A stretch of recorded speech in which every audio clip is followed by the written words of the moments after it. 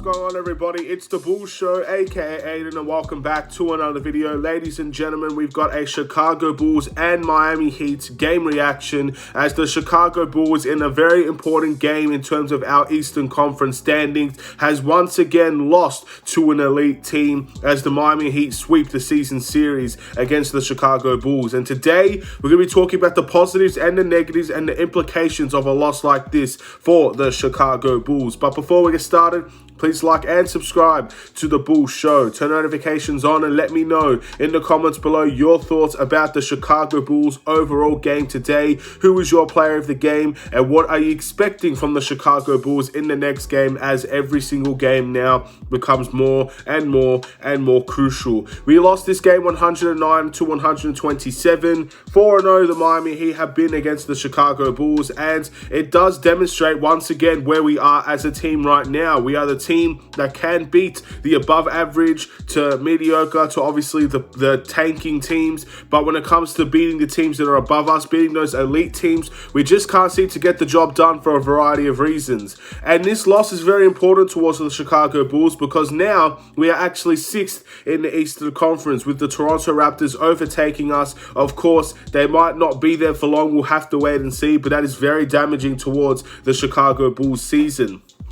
We'll have to talk about the positives and the negatives first. The positives are for the Chicago Bulls is that we see glimpses of what we are. We see glimpses of how good we are. We see glimpses of all these fantastic things, but we just can't seem to find a way to keep it consistent. It's always been a consistency issue, ladies and gentlemen. From the first half to the second half, we looked like a completely different team. We shared the ball in the first half. We were moving in the first half. And granted, Miami stuck with us the whole time. At least it was a competitive first half. That first quarter for the Chicago Bulls was one of the best offensive first halves I've seen in a long time. But if you can't keep those things consistent, you can't stay in games against the elite teams like the Miami Heat and like other teams that will hopefully have a better job against to come. So at the end of the day, that's probably the biggest issue for the Chicago Bulls. If you move on to some of the negatives and the defensive end for the Chicago Bulls as well,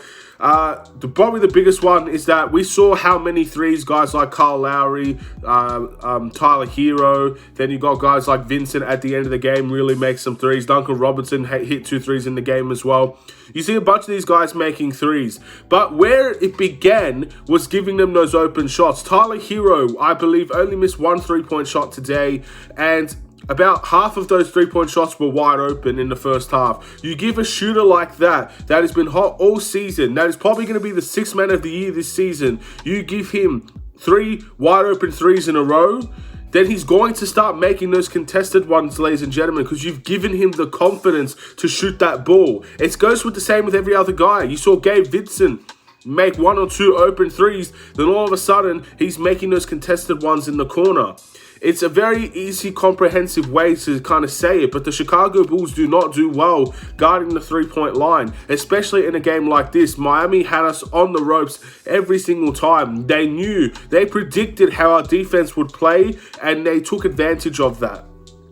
This game was also a game of taking advantage of mismatches, ladies and gentlemen. So the Chicago Bulls, in terms of taking care of their mismatches, they obviously went to the route where if anybody was shorter on DeMar DeRozan, DeMar would get the ball and shoot the ball, which again is a good success for some areas, but Miami's defense, it's not really the best idea to go isolation, and I really think that was the reason why we lost this game, because we went too much into an isolation and stagnant mode while we're waiting for DeMar, we're waiting for Zach LaVine to shoot us out of trouble. And although Zach had a great game, Vucevic, in my opinion, we needed to get the ball a lot more too. He was also very efficient in today's game. The reality is, those guys cannot win us the game alone. Stacey King said something that I definitely agree with. You can't beat a team like the Miami Heat when it's 1-on-5. When you're relying on one guy to do an isolation play and shoot the ball over ball movement, over getting everybody involved. So that's something that we need to focus on. And these are the things we need to learn from Miami, because they never beat us 1-on-1 today. They beat us with 5-on-5. That's how they beat you guys. That's how they beat the Chicago Bulls. So all things considered, it's extremely frustrating to watch, considering that it's predictable for the Chicago Bulls, first of all, but it's also not sustainable either. So yes, the isolation plays was a big issue, and that was our mismatches. We tried to take advantage of that mismatch with whoever was guarding DeMar DeRozan. It just didn't work in today's game.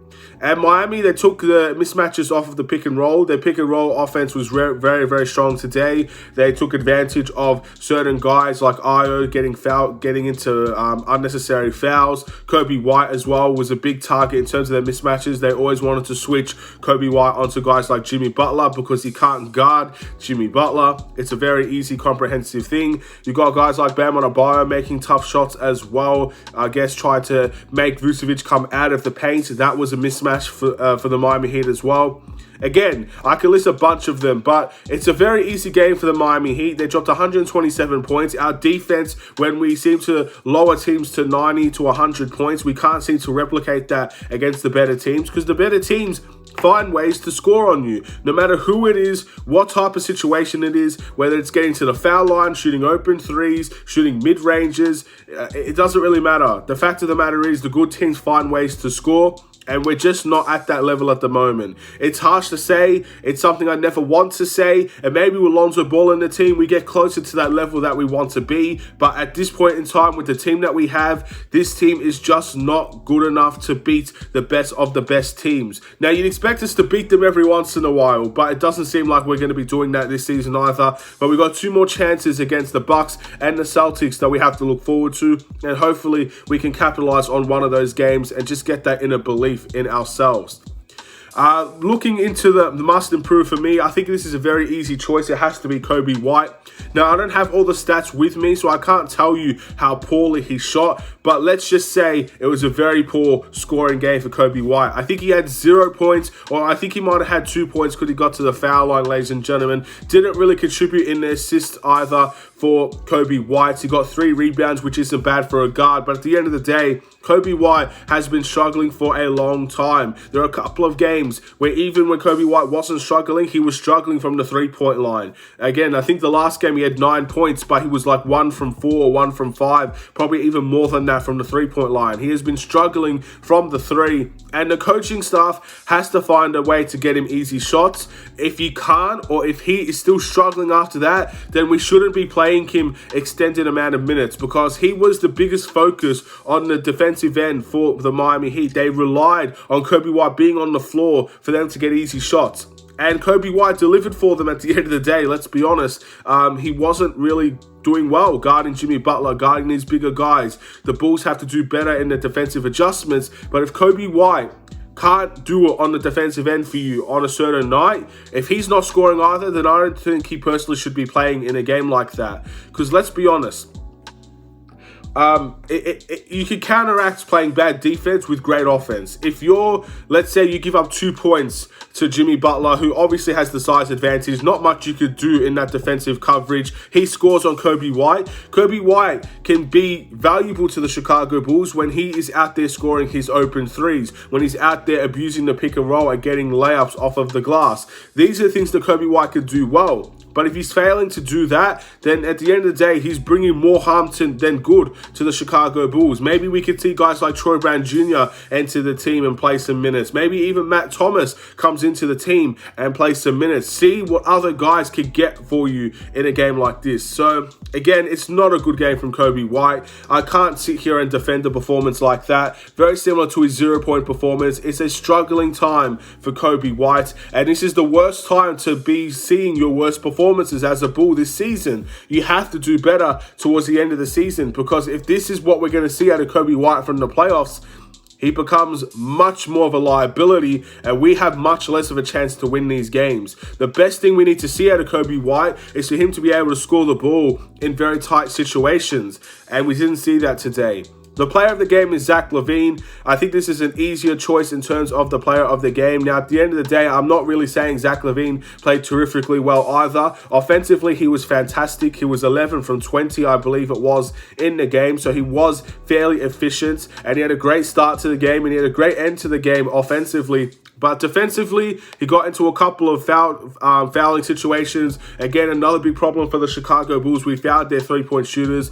a lot in today's game, which led to easy free throw opportunities. Once again, the fouling issues continue to be a struggling point for the Chicago Bulls, and it feels like every time we verse a team that knows our weaknesses defensively, we resort into fouling them, and that is a very frustrating moment, frustrating to see, and it's happened more times than I can count this season. It's been a really tough time when it comes to fouling for the Chicago Bulls, and again, almost all of those three-point shots were definitely fouls, so I'm not going to sit here and defend the Chicago Bulls for not getting foul calls and stuff like that, because we are continuing to foul on the other end, and they're very obvious fouls to call. So I hope the Bulls could do better, and we're going to have to do better because we can't give up those types of shots in the playoffs either.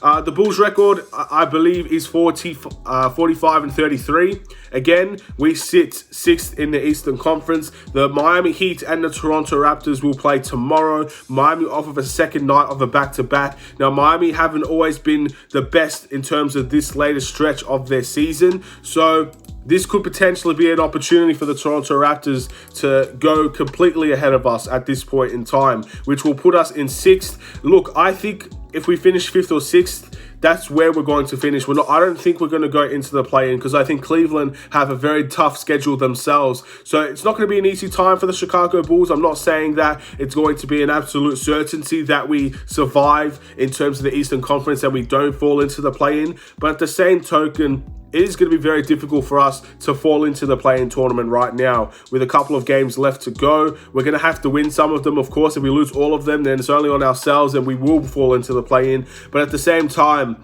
we do have an opportunity here to survive that, and we'll see what will happen in terms of the seeds above us and where we go. But I'd love to see us finish 5th. I want us to be as high as we could possibly get in terms of the Eastern Conference. We were 1st and 2nd for so long. I would have loved the Bulls to finish 1st and 2nd this season. No matter who we're versing in the playoffs, I would have loved to see us get the rewards for all of the great work we did at the beginning of the season and in the middle of the season. But the end of the season hit us in the face, and right now we're in a situation where we are 6th in the Eastern Conference. Toronto are ahead of us. Again, if they lose to the Miami Heat, all of a sudden we fall right back into the 5th in the Eastern Conference with a game against the Bucks, which is our next game to go. Now, it's very upsetting to see that we just versed the first team in the Eastern Conference in Miami, then we go straight to the second team in the Eastern Conference in the Milwaukee Bucks. Now, the last time against the Milwaukee Bucks, we got blown out, but the 2 games prior to that, we were very close and competitive. I don't really know which Milwaukee Bucks team is going to show up either. I feel like every single time that they play, there are different guys that are out for them. So I'm not too sure which Milwaukee Bucks team we'll see, but any Milwaukee Bucks team is going to be a threat for the Chicago Bulls. So again, we need to walk out with a great start, but we also need to have a sustainable game if we're going to walk away with a win against the Milwaukee Bucks. We have a great first quarter and a great second quarter, but a mediocre third and fourth, we're going to lose.